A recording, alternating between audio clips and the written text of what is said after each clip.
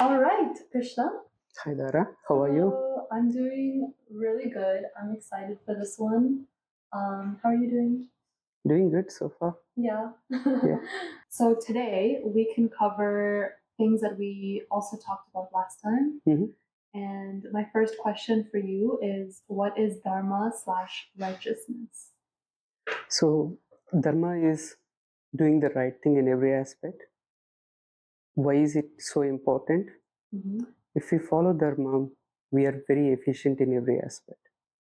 Like, be it personal life, it leads to a lot of peace and prosperity.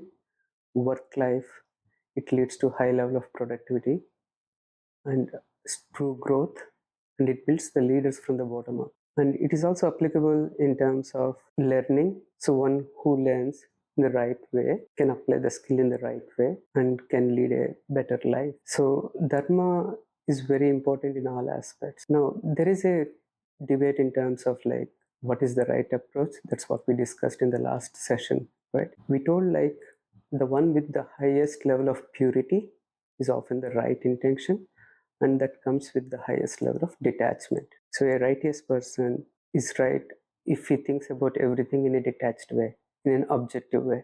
Mm-hmm. So that is dharma at a high level. And when you apply that in personal life, when it comes to the health and fitness, it could enhance one's longevity and the quality of life as well. So, like you mentioned, you can apply this mindset, this dharmic mindset to anything, right? To any part of life. In this episode, I want to specifically cover how you can apply it to building an organization, building a startup, or anything, any kind of project, how you can build a dharmic organization. So before we discuss about like building an organization or building a startup or building any type of thing, a machine or anything, Mm-hmm. we need to first understand what system we should be encouraging, what is the right system to build that, right? Mm-hmm. Now then the question goes back to what are the type of systems that exist. So the system that we are already following today is the system based of financial aspects, where everything is looked up, a growth is looked up as how we are delivering earnings. It is true at an organization level, it is true at a country level, it is true across the world in terms of economy as well. Currencies, everything is based on like uh, growth, inflation. Now, when you have a system that is meant to be the derivative of a initiative, then that system tends to be least efficient. So a money-based system is always least efficient. So, can you go back to the part where you said the derivative of an initiative? What does that mean? Yeah. So if you look at the true purpose of money or finances, the true purpose of finance is a resource in achieving a purpose, and that resource could be cash, which can be converted into a resource, or it could be directly some people contributing. Volunteer work is also a resource. Land or anything is a resource, right? So true system should be based on purpose. If you have an organization built on top of purpose, and if it is given the right resources, then it is meant to fulfill that purpose, and the people who contributed in such endeavor should be rewarded as well. Mm-hmm. That should be truly how an organization should be, and people shouldn't be attached to the positions or the way they run the organization, Mm-hmm. or the way they treat people. Yeah. So that goes back to how you said that the right thing to do is always the most pure and detached thing to do. Exactly. Um, so making sure that the system is based on purpose is important, but how do you know what purpose to choose? It's a good point. Do you think you should choose a purpose, or do you think you're already born with a purpose? I think that I am born with a purpose. And do you know what it is, and are you done with that before moving on to the choosing the part? I don't think I'm done with it. I think that I've found it. I know what it is, Yeah, but I'm currently working towards my purpose. got it. Yeah. So for the most part, right, like the best purpose for someone to have is often the one that they admire the most. And this is known as the concept of spirit.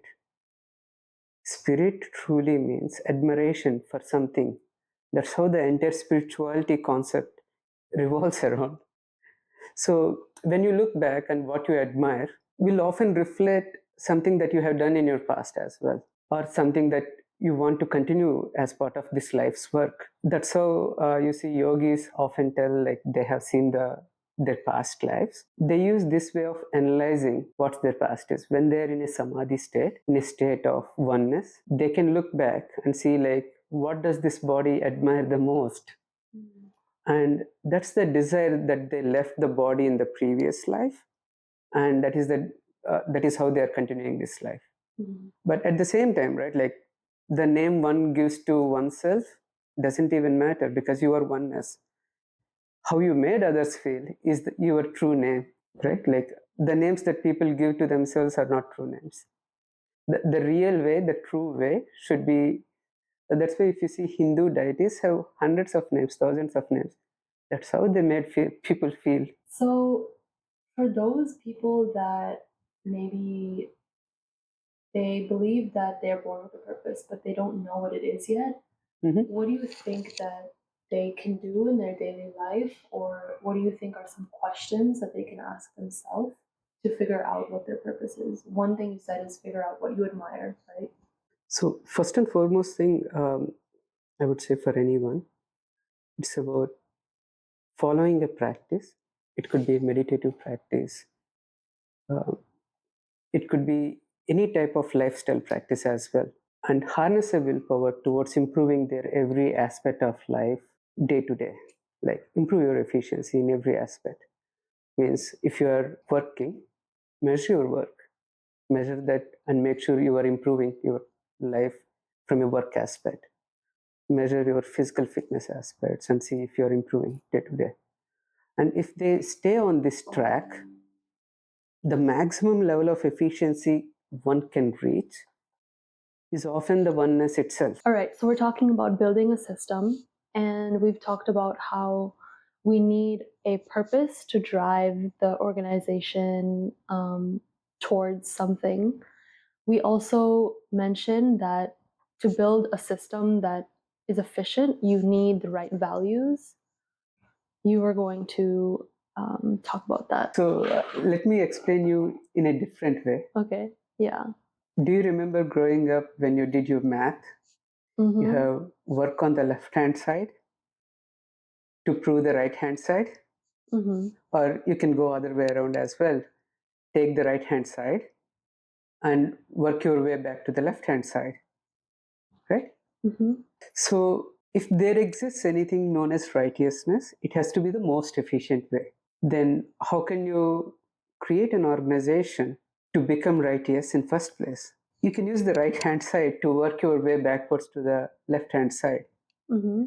So measure everything in terms of efficiency inside the organization and keep improving that. You will get to the highest level of righteousness automatically. Yeah. So one example I would give you is, let's say if a person is detached from the way he works and also detached from his past accomplishments as well as what he has done so far in his life, that person is most likely going to be more objective and will you give you good direction. So you need to build an organization that encourages this type of behavior. Now when you encourage this type of behavior, they will focus on improving the efficiency over time. From a people skills point of view, encouraging detachment within an organization, purpose-based organization, is the way. And when you have to look at how am I treating my customer, let's say your purpose is towards treating someone, customer or whatever, in that case, the best value that you are going to deliver to the customer, you have to assess that in terms of efficiency. I will give you one example, right? Like for any experience that you have to provide to a customer to deliver a value, if you don't provide an experience and deliver value, that's the best thing you can do. Right. And from there on, if you deliver an experience that takes them less time, less effort or hard work, and less resources, including the price. Yeah. So I remember you gave me this equation a long time ago. Efficiency equals something over time. Value delivered into Value. quality Mm-hmm. divided by Time. effort, Mm-hmm. and resources. Resources include cost as well. Mm-hmm. A highly efficient system always delivers high value with least amount of effort.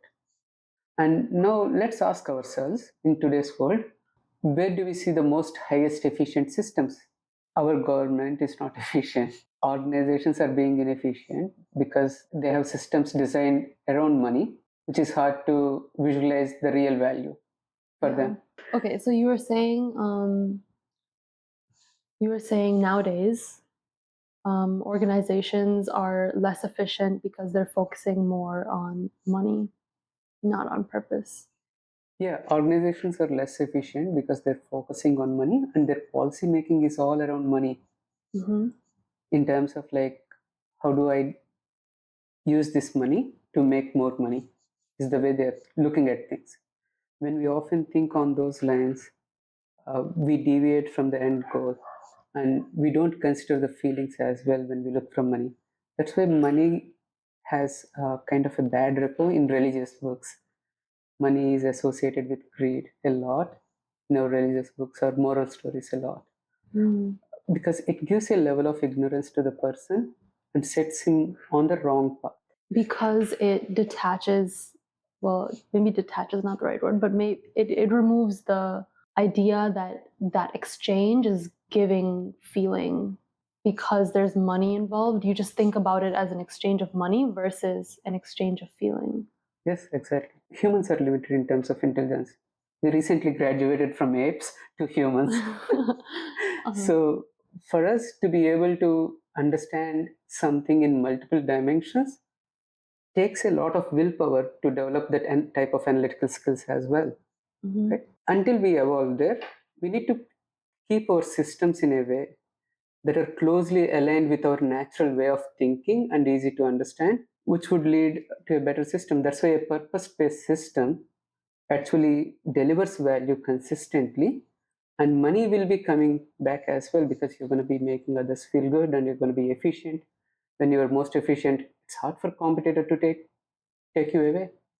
And if you're doing the right thing in every aspect, there is no negativity from customers or employees, from everyone, right? So if we follow that type of approach, the organizations could live way longer than what we see today. Yeah. So, how would you go about actually implementing an organization like this? So, people often, when you are building an organization, the first step is usually to build a mission statement, Yeah. to have your vision and your values written. What kinds of things should you be looking out for in order to make sure that you are building an efficient system that is also dharmic? Well, I guess Good they're point. the same thing. I would say there is no one size fits all when it comes to an organization model. And also, that is the another aspect that is prevalent in today's world.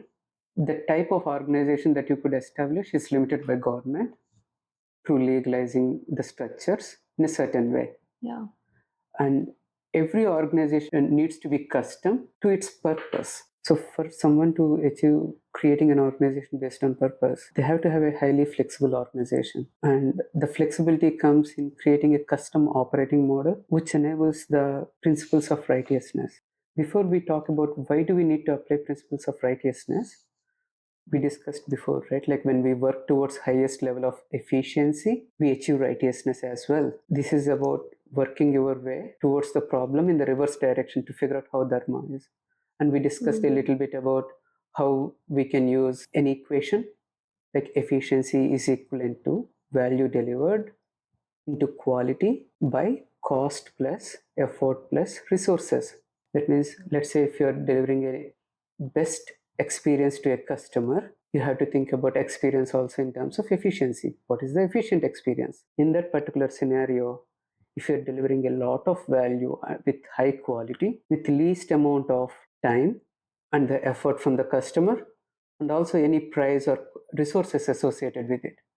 If you reduce that, that's the best experience that you can deliver, right?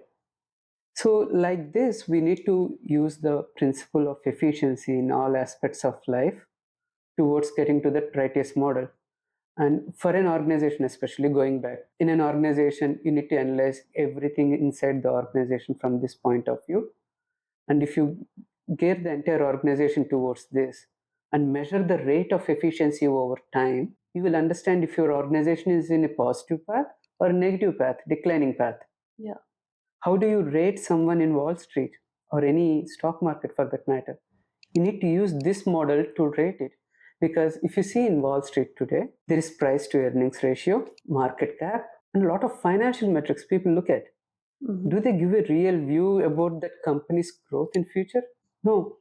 If you use a efficiency based model and measure the efficiency of that entire organization unit in delivering customer value over time, they will be making money eventually. So those are the institutions one has to invest themselves in.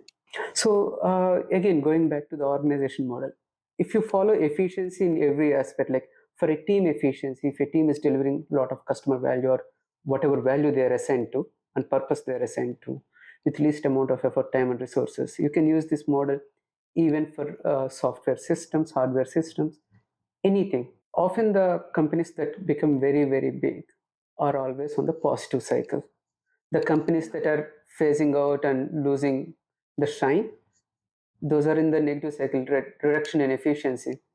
In case if they have shown some greed and went towards saving money or squeezing more money for less value from customer, it will always have an impact. They're using away their karmic bank, whatever trust they have established with that client or person. When you align everything towards efficiency, right, it closely aligns with the karmic banks as well. Any organization that's closer to the nature's law of how one makes others feel will be always more efficient. And if you create an organization towards that, it will be the best organization. Let me give you a startup idea. I remember you just asked, like, how can a startup do such thing, right? Any startup, if it starts with the idea of making more money, that startup is most likely to fail. If it starts with a purpose, believing in the purpose, money as a derivative of that purpose, then it's most likely to succeed. Now, if purpose is the most important thing, the startup founders have to go beyond themselves to achieve that purpose. As in, like, they have to create an operating model where everyone, when they put some effort, the reward has to be post the effort, including for the founders. They don't come up upfront with equity in first place. And then you can create a crowdsourced organization as well. They need to create a multi-year plan towards achieving that purpose, work their way backwards in terms of how they are going to achieve that purpose. They can say, like, on year one, for these events, this is the equity I will be giving, and there will be a panel that's outside the organization as well, which will decide whom to reward for what effort. Let's say I'm giving you an example. And that panel has to be the most righteous people as well. And if they do that, over next 5 years, you can attract a lot of public interest as well to work for your organization towards achieving that purpose. And you will be all rewarding those people who have brought in their effort towards achieving this goal. So you are achieving your purpose in the most efficient way, tapping into willpower of everyone around you. Does it take investment? A little bit of investment, in fact. People will be ready to invest in such initiatives as well. And for such investment, the panel will still again determine how much equity to award for such help, providing those resources to be able to continue with the task. Now, if someone works towards their purpose in this fashion, not thinking about benefits for themselves, that type of organization is most likely to succeed. Right. Yeah, because they're detached and they're working towards a purpose. Yeah, they're working towards a purpose. Yeah. So, in terms of this crowdsourcing example, where would you even start to find or build a panel that can even assess and award equity like that? Yeah, it's very hard to find such a panel nowadays. Hmm. The world is filled with people looking for themselves because it is what that has been taught for everyone as well.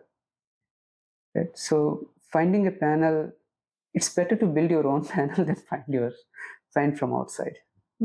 But then, how can you assure that it's not biased? Because one of the things that you said is you want to make sure that it's outside of the organization so that they are awarding equity in a way that's objective. But I guess even if it's outside, they will still have their own motives, and so it may still not be objective. Yeah, again, so when I said earlier that you need to build your own panel, right? Mhm. There has to be systems of checks and balances even on this panel as well. Yeah. The way the panel has to be given importance is based on everyone's decision, right? Like everyone's decision has to be judged for its righteousness and how detached, how pure it is towards the purpose. Yeah.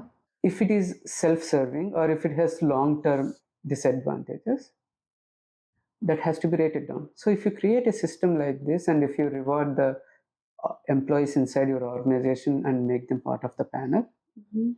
then the panel will also keep on iterating. The most righteous keeps on coming to the top. The organization gets even better and better. Yeah. So, if you do that, right, like it goes exponentially higher, Hmm. not linear, because you are tapping into nature's laws Yeah. and market economics and market network as well. Yeah. Hmm. So, when you're thinking about all of these things, one of the main ways that you are applying all of this knowledge, it seems like, is using engineering mindset. So, can we talk a little bit more about what the engineering mindset is and why it's important? We can refer to that as an engineering mindset, but to be very frank, I learned all this from my spiritual experience towards learning subjects. Now, before I go to the engineering mindset, there is one aspect of thought process that I want to explain everyone and what it means. There is a concept known as first person thinking. Mm. Imagining you are the first person himself, and if you understand and analyze everything around you on those lines, Hmm. it will give you the purest perspective. Yeah.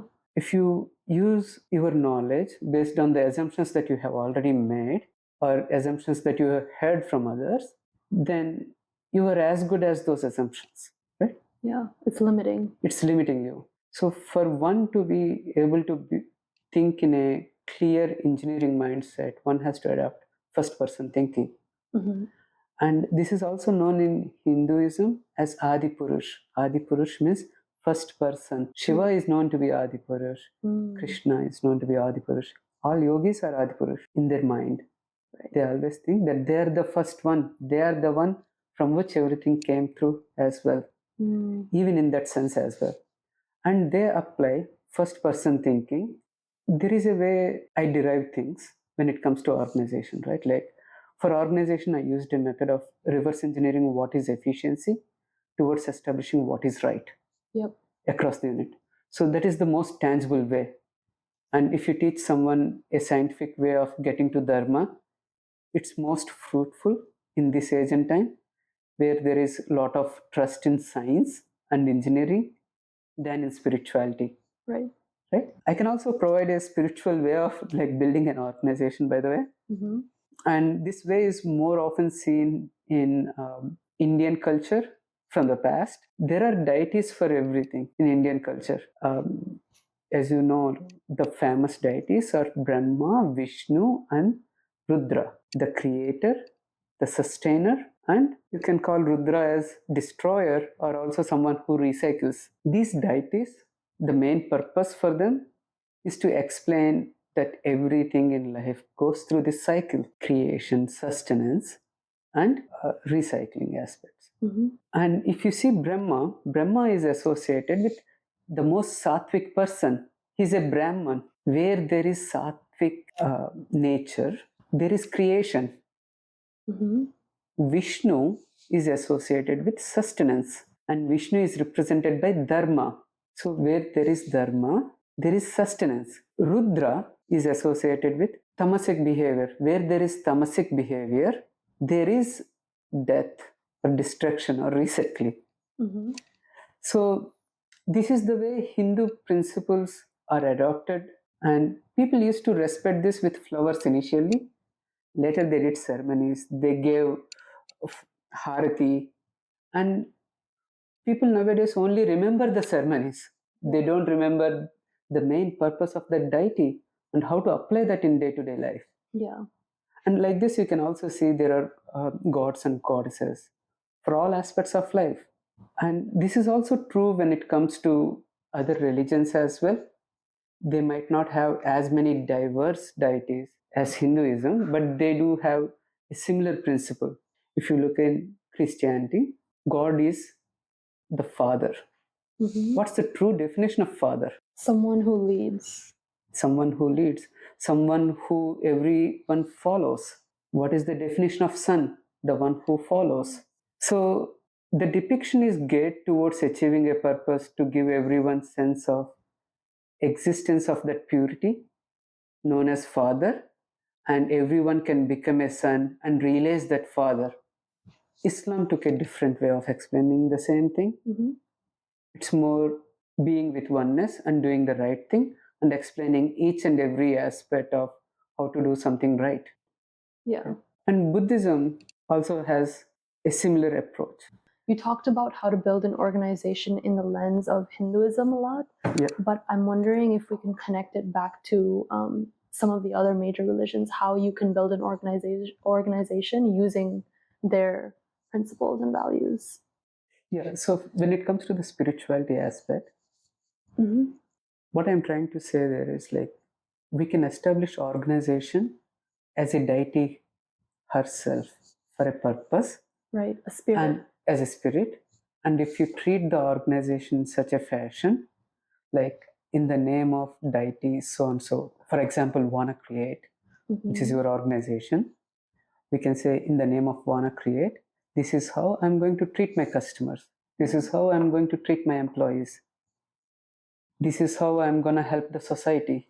If you visualize everything like that, and if you discuss everything on those lines, and as a leader, if you incorporate that ideology in every thought process, in every discussion, that will greatly help organization to be dharmic as well, to tap into sattvic qualities, to be compassionate, and to deliver even bigger value to the customers. And such customers will be everlasting as well.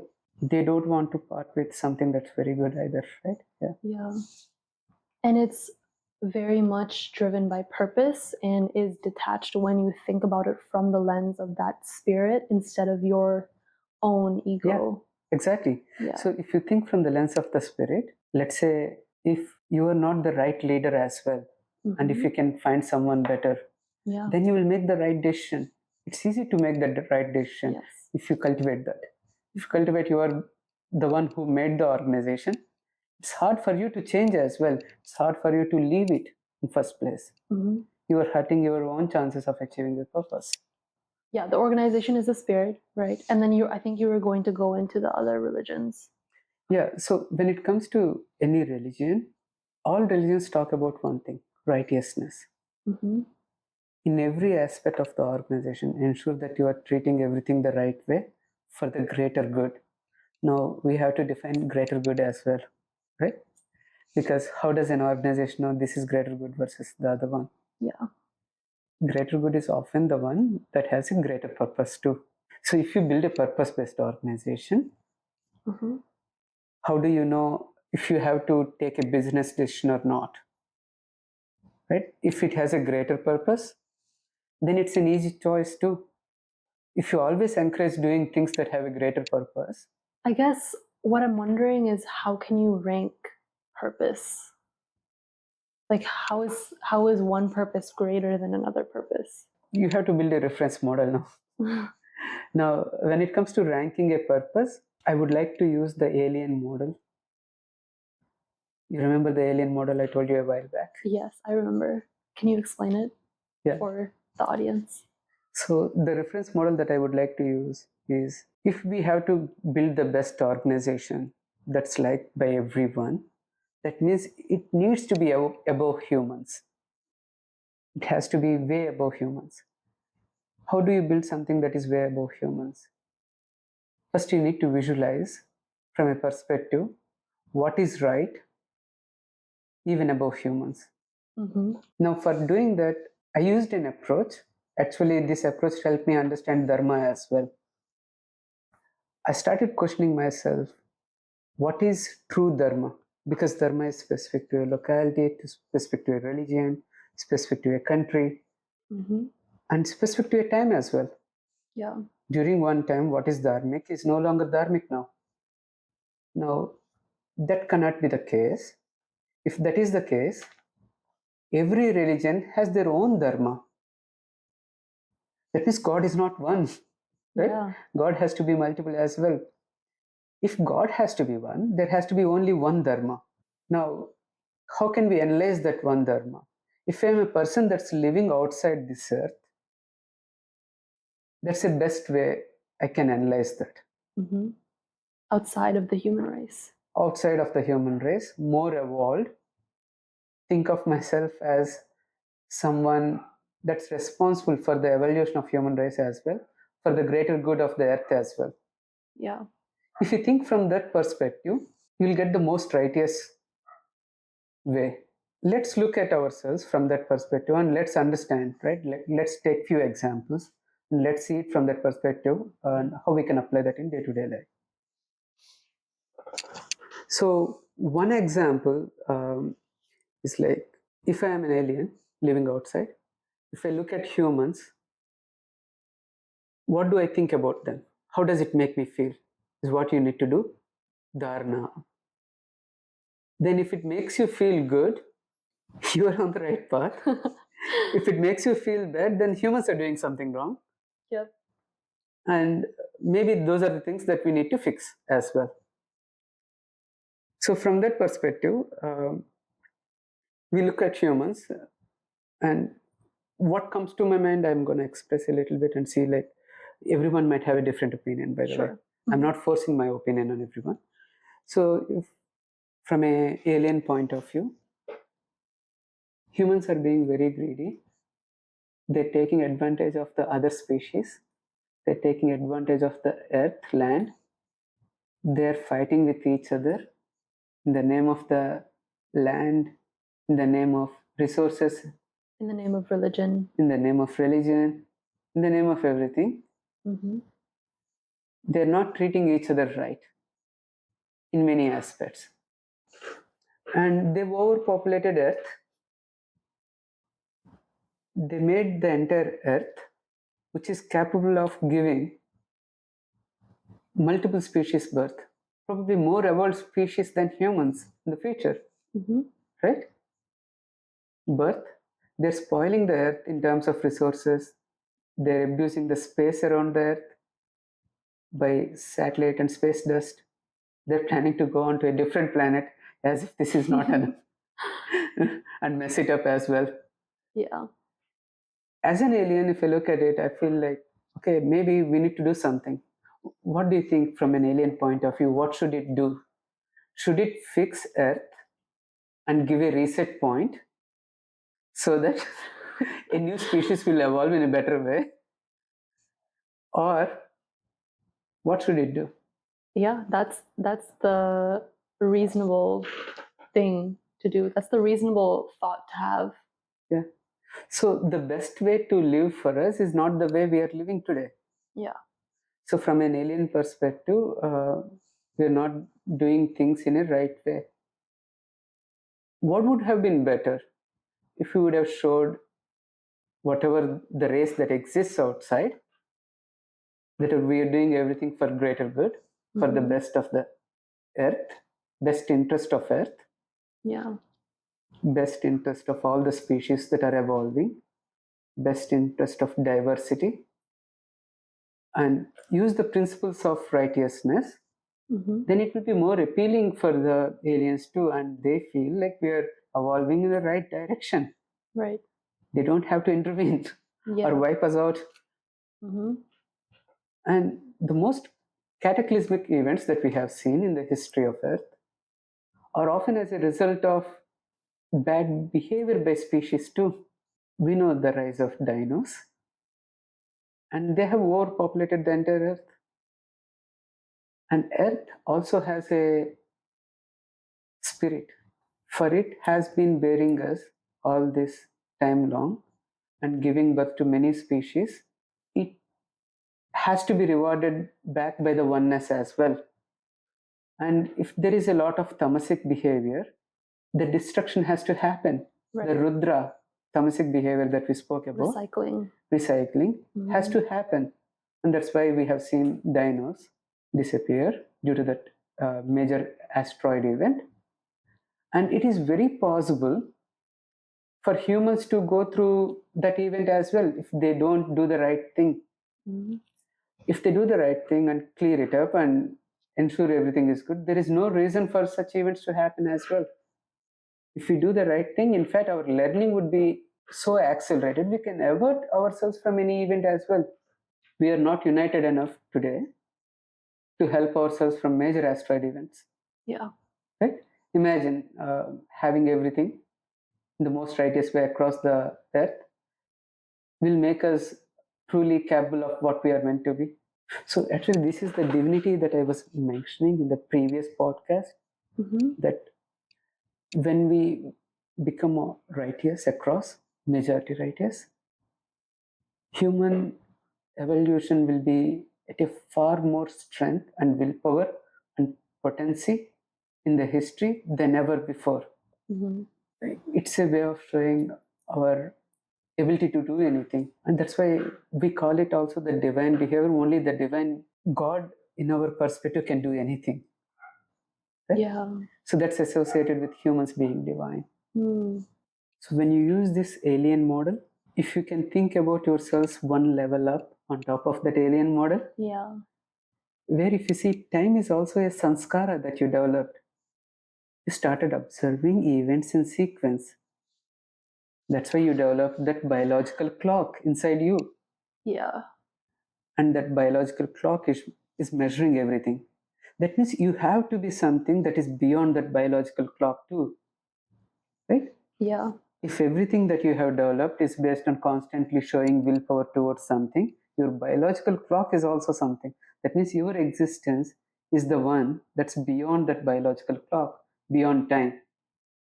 And if you apply the first person thinking on these lines, you will understand the perspective of the yogis that speak about meditating beyond time. So beyond time, there has to be some desire to create the space and time in first place. In that case, You're saying there has to be desire to create space and time. yeah, Willpower to create space and time. yes, Yeah. So there are different. So if you have to ask Dara, Mm-hmm. let me ask you a question. What is the purpose of everything that's happening around us? We are created by the same oneness that we have to be us itself. Then what is the purpose of this whole thing, right? Like if we meditate on those lines, if you look at the purpose of this whole thing, Yes. there has to be one purpose Yeah. for creating time in first place and also space in first place. Mm. And that purpose has to be to experience everything, Mm. right? Yes. In its own way as well. So the way of experience of a fish is different from a human, from a butterfly, from a caterpillar, from a snake, right? So to experience all the dimensions is what our purpose is. Right. Then what is evolution? From this lens, how do you define evolution? It's experiencing different things in different ways. So if I experience being a human, that experience will naturally cause me to evolve depending on how I use my willpower. Yeah. So evolution is a result of experiencing. You know the concept of cause and effect, right? Everything has an effect. Mm-hmm. There is a cause and effect even for experiencing as well. If you're asking something, it's a greedy thing to ask. in first place? I want to experience life. Is it desire? It's a greedy thing. It cannot be. Your ideal state has to be the motion of inertia. You don't have any desires also. But you started with a desire, saying like, I want to experience this life in this form. Yeah. For such, there is a karmic effect too. Yeah. The karmic effect is one gets attached to that. When he practices detachment, he evolves from that. So it's kind of like how, okay, so we start with desire, right? And that desire leads to some kind of willpower to achieve something and to experience something in some way, which is evolution. And then you have to detach yourself again from that desire that you once had to go backwards, To go to forwards, to go But forward to evolve. You remember the story that we spoke about the fish crawling out? Mhm. It has to detach from water. First, it experienced the water. Yeah, And it got attached to the water and then it detached. Yeah. Same thing across the evolution. Right? It's a cycle. It's a cycle, yeah. This also answers what's next in terms of evolution for humans as well. Yeah. What is it? To become detached from our bodies, Mm-hmm. to become one, to become detached from our minds, I would also say. To become detached from our emotions. Emotions, yeah. To become detached from everything towards the purpose. Mm-hmm. So, this is our next stage of evolution. And this evolution is very well mentioned by Vyasa Maharshi, also known as Krishna Dvaipayana, Mm-hmm. in Bhagavad Purana. It has stories of Devaloka, Devas, Vishnu, and all those. These are the visualizations he created on those lines. So when humans evolve beyond all these natural capabilities, like emotions and all the aspects, they attain very righteous behavior and they will be respected by the entire species, all species, in fact. Yeah. That's why they are known as devas. So the path of evolution is also scripted by the Maharshis. It is also explained in Christianity. It is known as Kingdom of God, Jesus' second coming towards establishing the Kingdom of God, where he will be creating a lower heaven where the people are more evolved, more detached, and they will be respected by the entire humanity as a whole. And it is predicted even in Islam and other religions as well. So, this is a common theme that you find in all religions. That means these prophets and sages, they're all writing out script in terms of how we need to proceed further.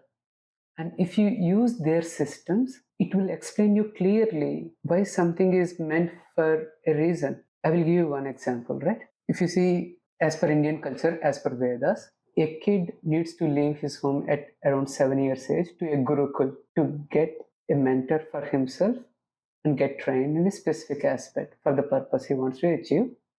And from there, he has to go on Desa Pariyatana, that means wandering the country towards finding his purpose. At a later point in time, he will return to the family whenever he desires to. So here in this particular entire process, the mother needs to be detached with the kid needs to be detached with the family, and it's always designed towards practicing detachment in day-to-day life. And many systems from the past are all towards this particular model. You remember the four varnas that we spoke about previously, the Kshatriyas, Brahmins, Vaishyas, and Shudras. They all are purpose driven varnas. The purpose of Kshatriya is to protect what is right. So when they leave their family, they go to a Gurukul to get trained in weaponry, probably, or strategy, including the art of oneness, to treat how to treat the people right, because they will be ruling over. Right? So we used to have our education system based on a purpose-based system. Now it's industrialized to create the mass labor more of, rather than to achieve something in an efficient way. Yeah. And it's very individualized too, right? Because now people want you to think about, oh, what do you enjoy doing? What do you feel like you have fun in? And that's good, but it's not very purpose driven. It's very individualistic. Yeah, so if you look at any system from a first person thinking point of view, from engineering mindset point of view, humans are designed, or every species is designed in a certain fashion. Especially when it comes to humans, we are designed to be a father son model, the one who leads, the one who follows. Now, the perfect example or visualization of a father in a purpose driven world is one leading by example in every aspect of life. Yeah. Today, the system is being run, or people are following more of people driven by money. So that means we are in by design, a bad system altogether. And this system is geared towards a negative cycle. When you have a purpose driven system, the cycle goes in the opposite direction, positive cycle. That means more and more as we go forward in the system that we are in, the level of income inequality will grow higher. The level of ignorance goes higher as well, as people keep focusing on wrong things. And it has to end at some point of time. We are blindly doing things that we used to do thousands of years back. Yeah. Right, like there has to be a fresh perspective about, like, can we control our own future with the overall systems that we have in place, the country GDPs, the way countries interact with each other today? Do we know what's the future is going to look like few hundred years from now? Very bad. No one knows how it's going to look like either. Yeah. The reason being, if you're a purpose driven humanity, then you will know for sure how the future is going to look like. You're working your way backwards. Let's say you define a purpose driven humanity, and Yeah. from there you define purpose driven organizations for purpose driven countries, right? Like the world as a whole will be heading towards a different direction than where we are heading towards today. Yeah. Today we don't even know where we are heading towards, right? Yeah, there's no goal because there's no unification. Yeah, the only goal is like everyone wants to be rich and have comforts. Yeah. Imagine if you have to compare yourselves to a species of animals that exist today with excessive comforts, excessive heating, excessive of everything, what would it look like? If I were to define a species, No, if you have to compare humans to a different species, what would you compare with? I don't think any other species compares to that. Like, what other species is doing everything in so much excess like this? There is nothing, because we didn't give anyone any room. Yeah. And the other problem, right? If you have to compare something, like we can be compared like rats in a crop with excessive grain, where they've been overeating, overproducing, and destroying even more crops. What would a farmer do? Farmer is the god for rats. Right. Yeah. The farmer is going to get rid of the rats. Yeah. So we are in a cycle where we've been showing so much excessive greed. That's why it's predicted to have apocalypse in the future in all religions. Yeah. They talk about it a lot because we don't know what we are doing. Because when we see from within this body, it's hard to look at from that perspective. Yeah. So hopefully this podcast stops the apocalypse. For that to stop, one has to forgive oneself and forgive others. It has to be done at a global scale, not just between both of us. Yeah, but yeah, if that is done, it can be averted for sure.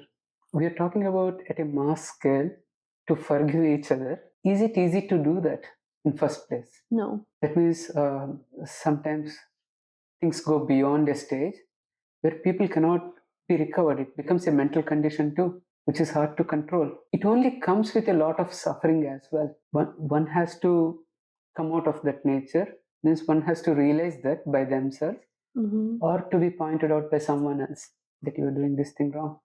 Yeah. And when that happens, there is a level of guilt that one develops. One has to forgive from that level of guilt. One has to ask for forgiveness from the other person. And this cycle has to keep on going for a very long time until Everyone purifies themselves and focuses on the purpose. And if you look at the karmic balances, there has been too much bad karmic balance that has developed over the time in terms of greed, in terms of excessive attachment to things. And for burning those type of karmas, it will take few decades. Yeah. But if we kick off the cycle, the purity can happen over few generations. Yeah. All right. Thank you so much for doing this. I had a great time and I'm excited for the next one. Thanks, Tara. Thanks for doing this. Yeah. Yeah. We'll catch up again. Yeah, we will. Thank you.